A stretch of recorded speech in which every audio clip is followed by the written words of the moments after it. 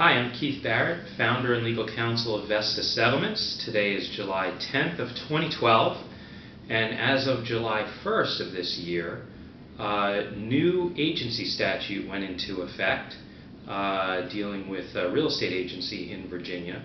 The overall changes had to do with clarification of agents' roles in Virginia as either a standard agent, limited service agent, or independent contractor.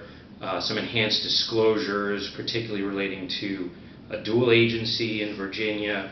And one that we're going to talk about today, the one that we're going to discuss today, was a change in the statute. It seems pretty simple, but kind of causing a lot of discussion. And the change was in section 54.1-2137 of the Code of Virginia, that now states that brokerage agreements shall be in writing. Seems maybe kind of obvious, certainly maybe to clients and customers, that you'd have an agreement in writing like that with a real estate agent, but it wasn't always the case. Sellers in Virginia, generally speaking, would get their listing agreements in writing, but it wasn't always the case that buyers would get their agreements in writing.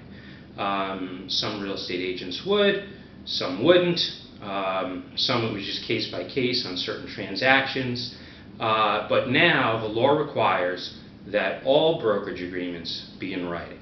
And without a writing, you can't form a brokerage relationship. So we want to just talk a little bit about that. The statute goes on to say certain things that the agreement should contain, and most form agreements do contain those things, and that if there's no time period stated in the agreement, that the default length of the agreement is 90 days if no time is stated.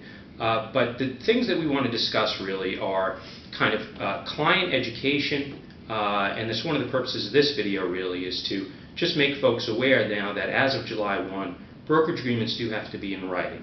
Okay? And number two, that in terms of the duration, although there's a default 90 days, nothing in the statute says anything about any other specified time duration. So theoretically, one can make those agreements good for just a day. So if you were meeting with a real estate agent, let's say, on a Saturday, you could have an agreement with them that would be just for that day, or a number of properties shown in that particular day. There have been questions from some agents as well in terms of timing of the agreement. I can tell you that the positions and interpretations that have been taken is that that agreement has to be signed prior to doing any type of what has been called licensed activity. That's been defined as showing a property to a prospective client, certainly negotiating anything on a property for a client, talking about the condition, repairs, or terms of a particular property with a particular client. So generally speaking, I think these agreements are going to be signed pretty early on.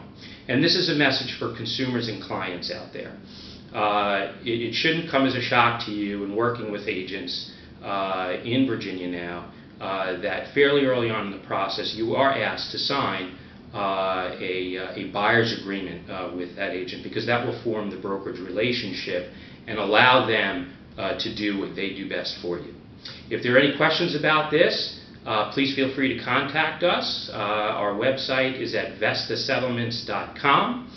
We also have a Facebook page where you can check us out, facebook.com/Vesta Settlements, and stay tuned for our next video blog very soon. Thanks again.